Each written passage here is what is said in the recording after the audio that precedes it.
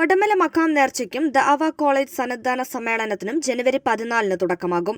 ജനുവരി 14 രാവിലെ സമസ്ത കേരള ജമയത്തുൽ ഉലമ പ്രസിഡന്റ് സയ്യിദ് മുഹമ്മദ് ജിഫ്രി മുത്തിക്കോയ തങ്ങൾ കൊടിയേറ്റ കർമ്മം നിർവഹിക്കും.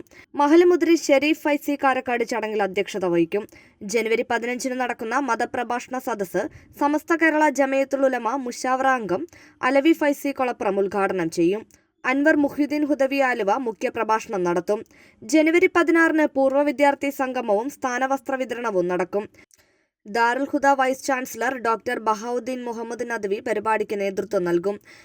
തുടർന്ന് നടക്കുന്ന ഒടമല ഷെയ്ഖ് ഫരീദ് ഔലിയ ദഅവ കോളേജ് വാർഷിക 2ാം സന്നദ്ധാന സമ്മേളനം പാണക്കാട് സയ്യിദ് സാദിഖ് അലി ശിഹാബ് തങ്ങൾ ഉദ്ഘാടനം ചെയ്യും. പഠനം പൂർത്തിയാക്കിയ 56 യുവ പണ്ഡിതർക്കുള്ള ഫരീദി സന്നദ്ധാനവും പാണക്കാട് സയ്യിദ് സാദിഖ് അലി ശിഹാബ് തങ്ങൾ നിർവഹിക്കും. പരിപാടിയിൽ ജലീൽ റഹ്മാനി വാണിയന്നൂർ മുഖ്യപ്രഭാഷണം നടത്തും.